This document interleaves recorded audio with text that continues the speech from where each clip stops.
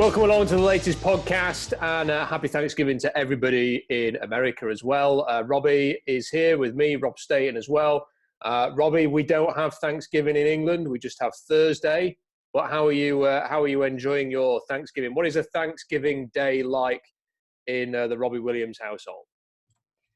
Well, I mean, today's a little bit different because, of COVID and everything. So that Washington State pretty much has shut down and said, don't do anything. So, but normally it'd be a bunch of friends over, we do a Friendsgiving kind of thing. And so friends would come over and hang out and yeah, so typically that would be it. But this year's just a little bit different, just quiet Thursday. Well, here's a question for you then. So at Christmas over here in the UK, we tend to have a turkey-based meal, a big turkey, roasted, not fried, and all of the usual, trimmings that come with a turkey at Christmas. So what do you do in America then? Because you seem to have what we would call a Christmas dinner at Thanksgiving. So what do you eat on Christmas Day? Yeah, I mean, it's the same thing. We do like basically another Thanksgiving dinner, or it's some people do a ham instead of a turkey, or like a prime rib or something like that. But it's typically the same stuff. And are you in charge of the turkey today, or are you sparing us 20 minutes for this podcast? Or no, I'm doing a turkey right now. I'm smoking a turkey, so yeah. Well, it sounds a lot better than what I've had to eat today, anyway. So I hope everybody in America, all of our American viewers, are having a good Thanksgiving. We are here to talk about the Seahawks at the Eagles. Robbie, it feels like the Seahawks have played the Eagles quite a few times over the years. I, in fact, flew to Seattle to watch the Eagles watch the Seahawks beat the Eagles in Seattle a few years ago. So they've got a really good record, isn't it? Something like 5 wins in a row, maybe even more than that. So I think if you look at this game, there has to be a great deal of confidence that the Seahawks can get another one with the way that Philadelphia are playing. They're imploding a little bit here. But what are you thinking going into Monday Night Football? Yeah, I mean, this should be a win. I mean, this is a game that you have to win. You can't lose this game. Like you said, the Eagles are imploding. I mean, there's a lot of talk about Carson Wentz not even, getting the start anymore. Doug Peterson's been on kind of not the hot seat per se, but he's been getting a lot of questions asked about his loyalty to Carson Wentz and such. So this is a game that we should definitely win. Get the running game going early and, stop their run because they do run the ball well. So it's going to be one of those games where hopefully our linebackers play well and we need to come up and we need to start hitting some people. The Eagles remind me a little bit of the Falcons. I think going into the season, people expected a lot more than they've actually got in the end. And it's strange, isn't it, for a team to be 3-6-1 and actually be leading the division. I mean, it's not, it's every now and again you get a team that is really bad with a really poor record in contention still because the division leader isn't that much better. And, if they just go on a run, they could pull away. But we're genuinely looking at a division here, Robbie, where 6-10, or in the case of the Eagles, 6-9-1, could actually win you the division. Yeah, it's crazy that you could look at that record and think you could win the division, but this division is it's really not that good. And you look at teams like Dallas, you expected them to be a lot better, and New York with Saquon Barkley getting injured, and it's just a weird season for that group of that division and such. So it's going to be interesting to see how they play. I mean, I do feel like this is a game we're going to win, but my only actual worry is that, I think Doug Peterson's a good coach, and I think they're, they come ready to play. And, when there's all this stuff and you're backed into a wall, a lot of times teams come out swinging, and hopefully we're ready for that. I just worry that maybe they'll come out with a game plan that, that we aren't prepared for, and it'll take us, a half to kind of figure it out. And, we don't want them to get an early lead or anything like that. But, with the way it's going, I still tend to think this is a game that we should win. I think it'll be close, but it's one that we should win fairly comfortably. My sort of two concerns about it, Robbie. One is that the two games last year were unnecessarily close. So it was 17-9 in both games. Really, the Seahawks should have probably won both games with a more handsome scoreline than that. In particular, the second game, the playoff game, when Josh McCown came in and famously outran Ziggy Ansah, and they kept that team alive when really it shouldn't have needed a fantastic third down throw and catch from DK Metcalf right at the end of the game to seal the deal. It should have been done and dusted by then. And it's easy to forget that on a couple of occasions, the Eagles were in, I don't know if it was the red zone or just outside the red zone, driving to try and get a tying score and couldn't convert on fourth down on 2 occasions. And that, that could have been a very disappointing evening if they make those. And it could have been a very frustrating evening. I mean, there should be in no way whatsoever, with all respect to McCowan, should a Russell Wilson-led team be toiling in the way that they did in that playoff game. So, I think that is one concern, is that the conditions. It's generally quite windy in Philadelphia. I don't know if you remember the pass that Wilson had last year, where I can't remember, was it Hollister or someone was wide open in the end zone, and Wilson kind of stepped up and then threw it, and he practically could have just handed the ball to Hollister, who was that wide open, but it went sailing over his head. Like if there were 2 Jacob Hollister stood on each of his shoulders, they wouldn't have got the ball because of the wind, obviously. Then, with the conditions, and if it's going to rain, and I think I have seen a weather forecast that it might be a bit of rain on Monday as well. You don't want to get into a game, and the Seahawks play everything so close. If there was ever going to be a team that might drop an ugly game, you do fear that it could be Seattle. But, that's one concern. I think the other concern that I would have, Robbie, is just that when the Seahawks went into their first bye, they had an unbeaten record. They were playing the Cardinals. And I think we all assumed, Arizona's playing on a slightly shorter week. The Seahawks have had a couple of weeks break. They can prepare. They can do this, that, and the other. They're going to be well rested. And then they didn't play particularly well in the second half of that game against Arizona and end up losing. And I'm not sure that as good as a bye is for resting legs and resting whatever body part is aching at the moment. Also, I kind of think sometimes you lose a bit of momentum when you have a long break. And off the back of that Cardinals win, which was a vital, much-needed win, I think you almost rather want to get straight back into it, really. The following play on like Sunday or something like that. Get back into it as quickly as you can. Play and build momentum and grow that. And I really hope that there's no loss of momentum for the fact they've had, nearly a couple of weeks off. Yeah, I agree with that. And, it's a long flight too. So, I mean, one of the benefits of having, that much time off is the long flight over there, and, they get over there a little bit early or something. But it is nice that we're going to, hopefully get some guys back. It looks like Carson's practicing this week. Shaquille Griffin's practicing this week. These are players that we need. And this is what I was saying earlier, kind of get the running game going. I really think, we need to establish getting Carlos Hyde or Carson going early. And, because the weather conditions are going to be terrible, but it's Monday Night Football. We seem to play well, in the prime time, and so hopefully we come out and didn't lose any momentum, and hopefully we're jacked up for it. But you just never know. You don't want them to come out and control the game early and not really give Russ the ball. Our defense needs to. We need to get some 3 and outs and get some stops and get some punts and get Russ the ball so he can do his thing. Big game for the defense because they've had a lot of positive publicity, I think, over the last few days because the Arizona game was a better performance. However, part of me wonders a little bit whether it's a bit of a false dawn, whether it's been a recency bias. Yes, they played well against Arizona, but then they played well against San Francisco for 3 quarters, and that preceded the Buffalo and LA horror shows. So for me, Robbie, this is a game where you're playing a really struggling opponent with a quarterback who, half the city in Philadelphia want him benched. The other half kind of want to see him benched, but understand that they're sort of stuck with him because they have a massive contract and he's tied to them for a few years yet. The coach is on the hot seat, who is an offensive-minded coach. If there was ever a game to go out there, make a statement, get some pressure on Carson Wentz. I think they've had 1 turnover in the last 3 games. Get a couple of turnovers in this game. This is it, and to try and build, because look, if they want this to be the remake of the 2014 season, which was a bit of a frustrating season in 2014, where a lot of things weren't going right, and there was the Percy Harvin drama and him being traded to New York, and then all those reports that the Seahawks had kind of had enough of Marshawn Lynch and all of that, and then they lost in Kansas City, which was it was a 4-point game, and it felt like a 40-point game, and then off the back of that, they came back and said, right, tune in, get everybody together, band of brothers mentality. They won out, starting with a win against Arizona. It's funny how these things kind of work together, isn't it? And then they built from there, and they became the team to beat the NFC. They ended up going to the Super Bowl, should have won the Super Bowl. So, this isn't the LOB era defense. Let's not mistake that. But if they want to kind of repeat that and build momentum now, they've got a 4-game stretch where, let's not You don't have to worry about tempting failure. The Seahawks should win the next 4 games.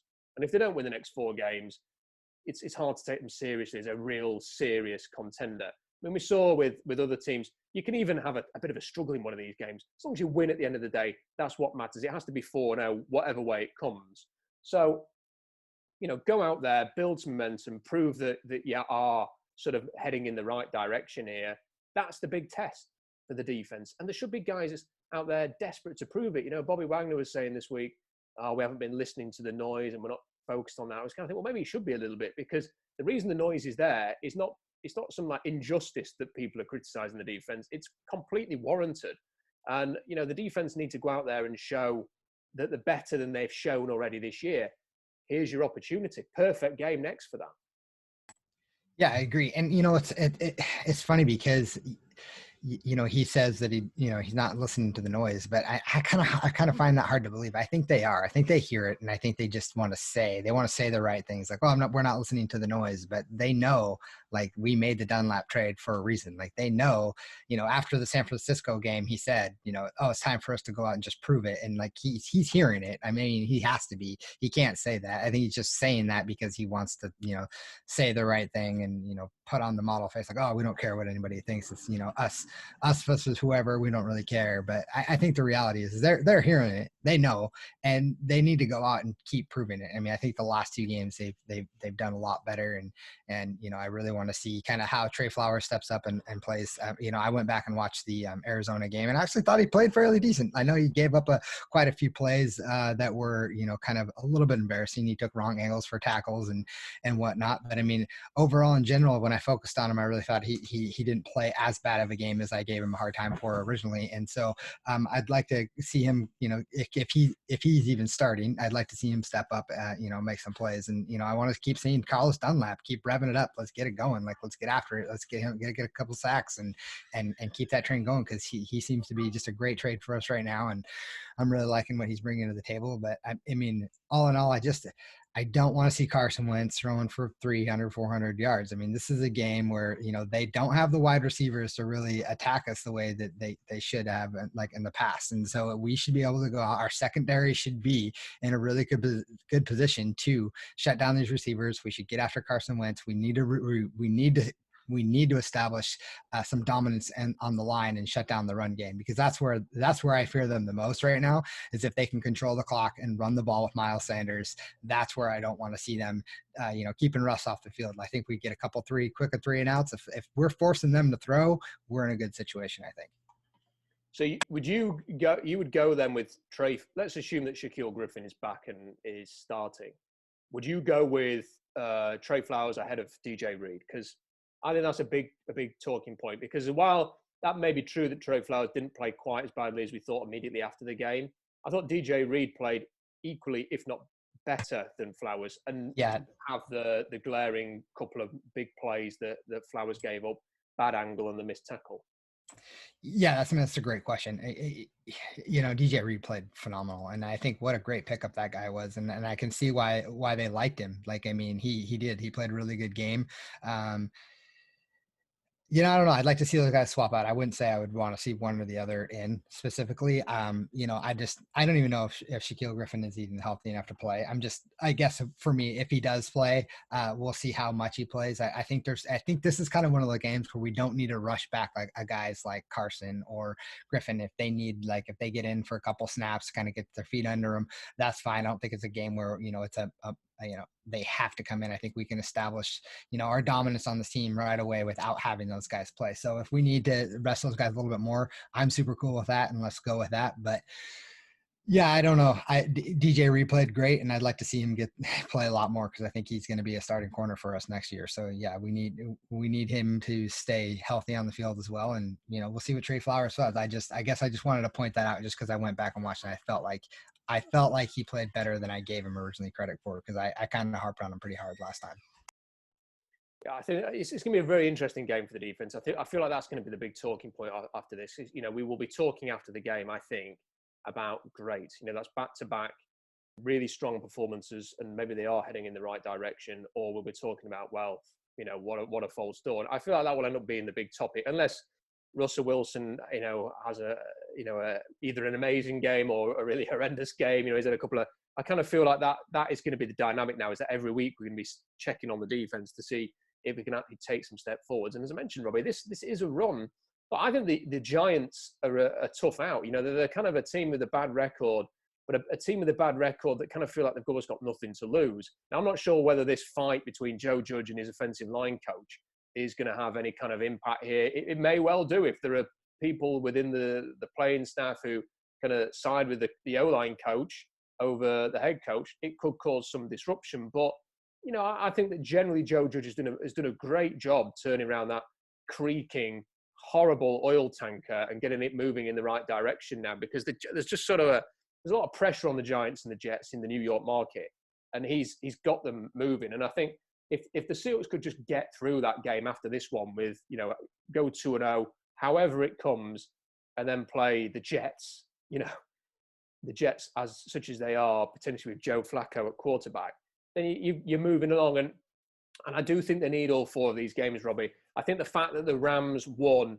in Tampa Bay, that is the kind of win that I don't think the Seahawks have had yet.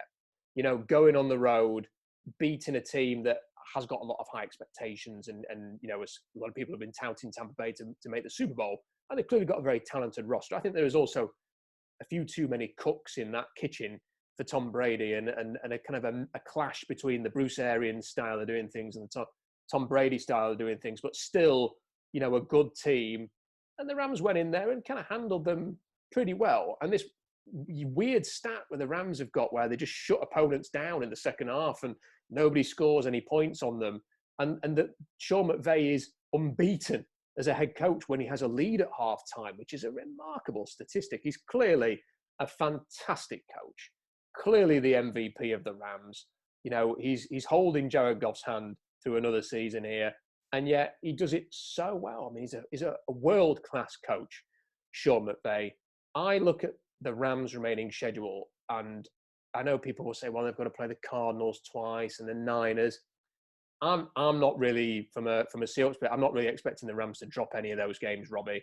I think you have to keep winning. You have to win and win and win right up until you play the Rams in Week 16, and then you've got to go and beat them if you want to win the NFC West. Yeah, I mean, I wouldn't expect them to win those games or whatever. I wouldn't expect them to, let me rephrase that. I wouldn't expect the Rams to, go in and win all those games right away, just because it is the NFC West and they do play each other just weirdly. And you never know with the Cardinals, how they could, I do expect them to kind of split with the Cardinals, and it's going to be interesting going forward. I mean, I think that you're right. It's going to come down to that Week 16 game where, that's going to be winner kind of takes the division probably, if whoever wins that game. So I think if we could pull off the next 4, depending on how the Rams play, the Cardinals the first time, because I expect them to beat the Niners. The Patriots could be a tough out, but they don't also look like they don't look like the team that they used to be. So I mean, you never know there. And then they play the Jets, which that's a win for them, and then they come back and play us. So it's going to be one of those games where building up to that, it could be winner take all division at that point. They've got to put it down to those 2 games. They can't drop a game against the Eagles, Giants, Jets, or Washington. They've got a proper serious team. You get through those games. I mean, those teams just haven't been, apart from, recently, those teams just haven't been able to really test the better teams at all. And, you've got to get through those games. And that is ultimately what's going to be the difference between potentially this year and last year, Robbie. If they can get through these games, finish 13-3, beat the Rams, beat the Niners. I mean, they were in exactly the same position a year ago. They got to 2 final games. It was the Cardinals, not the Rams, but 2 NFC West games at the end of the year, and they lost them both. This is a case of, can they get to the last 2 games and win both of those games? Because, look, the Niners in Week 17 are not going to be easy either. They're going to be all out to win that game, especially if the Seahawks know that a win gets them the NFC West or the number 1 or number 2 seed. I know the number 2 seed slightly lesser value these days. The Niners are going to be all out to win that game if it costs the Seahawks in any way whatsoever. So, that will determine whether or not, my prediction at the start of the year was it was going to be more of the same, that it will be a very similar season to 2019. The way that they can kind of prove that wrong is to get to the end of the year finish the season, 13-3. I think it's going to have to be that, personally, if you want to achieve what you want to achieve. Even if the Rams drop one game, I think that they're not going to drop two. And maybe if the only one they drop is to you, that's fine. That will work out. But then you've kind of got to make it up. If you lose another game, you've a lot of pressure on you then to win that Rams game. So I think the Seahawks probably do have to win out. They've kind of, I think what it comes down to, Robbie, as well, is that we said after the bye that the fact that they'd won all of their games, I think they were 5-0, weren't they, going into the bye, meant that they're giving themselves a chance to go 3-2 in the toughest run as a worst case scenario. But because they went 2-3, they've kind of lost that extra life. If they'd just gone 3-2, they could have afforded to drop a game, down the road. Oh, not our day, whatever, bad break, bad refereeing call, bad performance. You've kind of lost your leeway now, haven't you? You've lost your extra life saved in your pocket for when you get to that Rams game now. You've kind of got to keep winning. Yeah, it was unfortunate to drop that, to go 2-3 in that tough stretch. But I mean, that was part of it. We were expecting it to be close, and I mean, all these games were really tough. And going forward, this is supposed to be the easy stretch for us. So hopefully we don't drop any games. Hopefully we don't drop a, one to the Giants or something like that. And you got to play perfect going forward. And the defense, I think, hopefully. I mean, I've said this before, but now I'm hoping that they're trending in the right direction. I know I said that a few weeks ago, and it came back and bit me in the ass. So I'm hoping that that they are trending in the right direction. That things are starting to dial in it a little bit, and they can build some momentum in these next 4 games and beat these guys, and let's go play the Rams again. And I just read an article earlier about DK and how he's excited to go up against Ramsey again. So hopefully there's some fire there as well, because I think we can really start attacking him. I mean, on that bit before we get into the predictions, I'm sure DK Metcalf said the same thing going into this season, or even ahead of the other Rams game. It's okay saying, "I can't wait." Eventually, you've got to actually beat the guy. Eventually, you've got to have a big game against him. It's all well and good saying, "I can't wait to play him." You've actually got to go out there and deliver. And I think that DK Metcalf is, as great as he is, and he's clearly sensational, there are still too many plays like the football to the face and the crossing route. Oh, I've dropped it. Oh dear, that was a potential touchdown I've just chucked on the floor as well. There's a few too many of those, Robbie. And when until he's sorted that out, he's not going to deliver on this massive potential. When people keep saying, as of yet, he is not Calvin Johnson. Calvin Johnson, there probably won't ever be another Calvin Johnson. He was 15 pounds heavier than DK Metcalf and ran as fast. And, he was an absolutely unique player. If he wants to get to the Julio Jones level, which he isn't a mile off, let's be fair.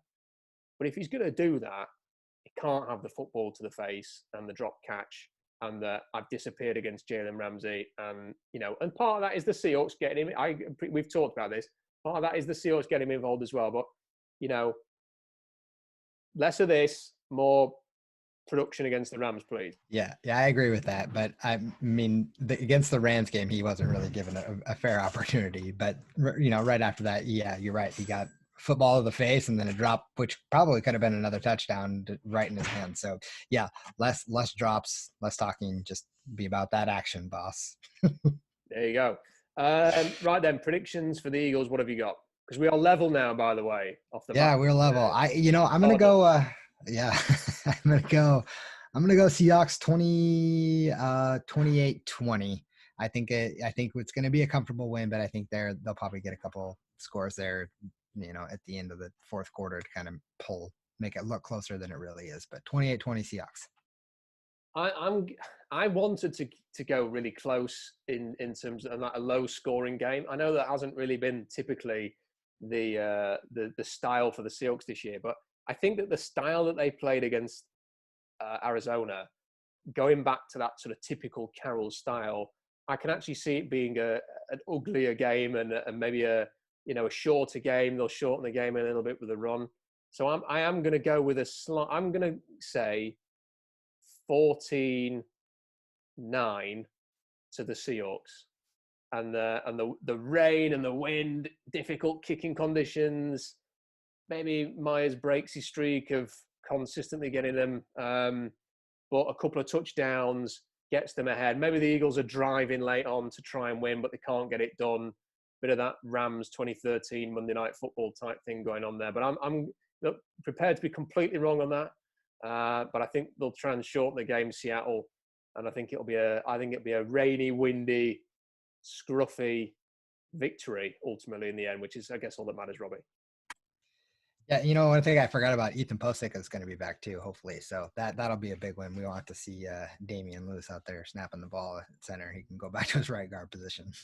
Do you know what? It's funny though, because Pete Carroll, so the bye week, I don't know if he just got a bit carried away, a bit excited at the beating the cut. All of a sudden he's like, yeah, Rashad Penny's going to be practicing next week, and Darrell Taylor, I saw that. Oh my word, he's doing handstands on the field. He's doing all sorts. He's great. Yeah, he's going to be right back there. And then the following, like 4 days later, it's like, what's the latest Darrell Taylor? Oh no.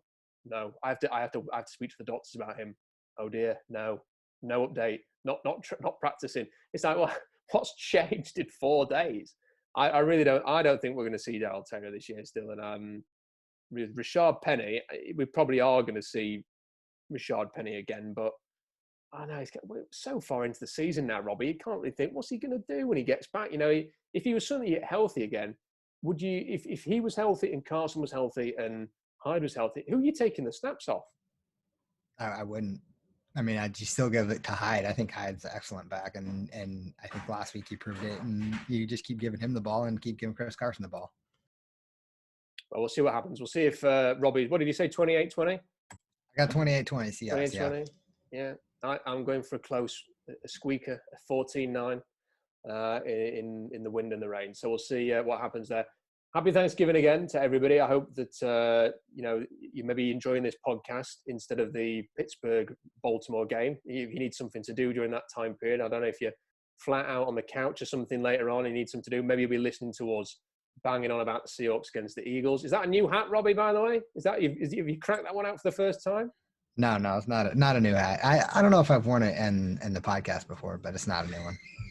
Okay. I was thinking maybe a new lucky hat to start a new run towards the end of the season. I don't know. We'll see. Happy Thanksgiving to everybody. Enjoy it.